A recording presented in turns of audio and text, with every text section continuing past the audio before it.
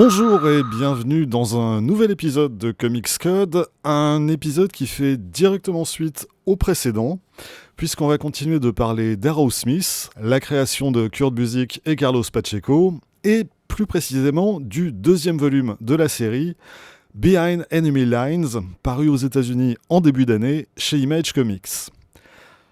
Une suite qu'il aura donc fallu attendre presque 20 ans. Et pourtant, dans le dernier numéro d'Arrowsmith sorti aux États-Unis en mai 2004, Kurt Busiek annonçait qu'il travaillait déjà sur cette suite et en annonçait même déjà le titre.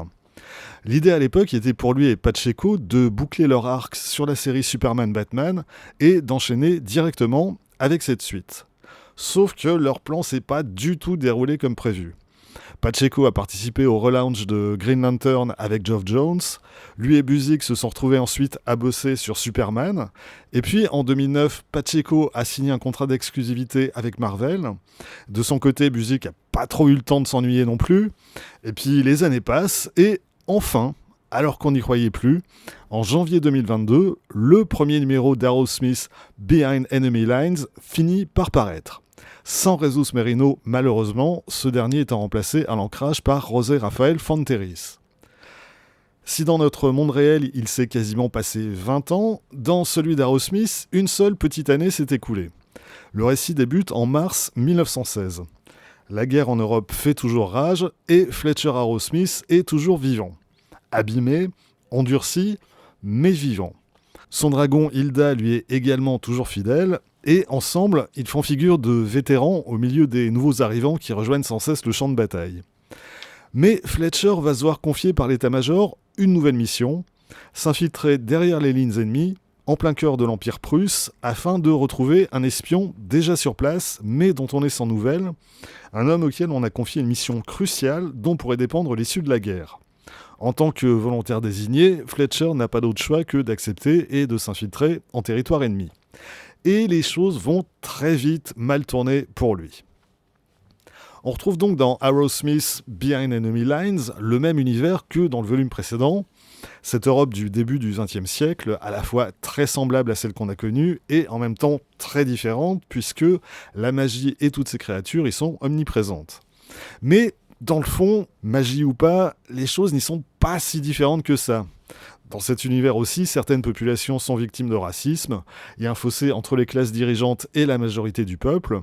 Une majorité du peuple qui n'a d'ailleurs, pour l'essentiel, pas accès à la magie, laquelle est réservée à une élite. Bref, magie ou pas, on connaît l'histoire. Le récit de Busiek est lui, en revanche, assez différent du précédent.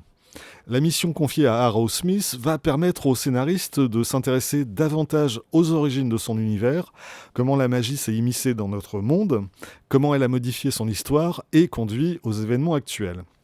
On découvre ainsi au fil du récit l'autre côté du monde et les différentes créatures qui l'habitent. Et ça accentue le côté fantasy de cette histoire, là où la précédente restait davantage ancrée dans un certain réalisme. Le sujet de la première série, c'était vraiment la guerre. Ici, la guerre est toujours présente, évidemment, mais elle constitue plus le cadre dans lequel se déroule le récit qu'autre chose. L'histoire s'intéresse davantage à ce qu'était le monde avant la guerre et à ce qu'il pourrait être après. Behind Enemy Lines est davantage un récit d'exploration, de découverte, et de ce point de vue, ça fonctionne vraiment très bien. Et l'autre bonne nouvelle, c'est qu'on retrouve dans ces pages un Carlos Pacheco en très grande forme. J'ai certaines réserves sur les travaux qu'il a pu faire durant les années précédentes chez Marvel, que je trouve assez en deçà de ce dont il était capable.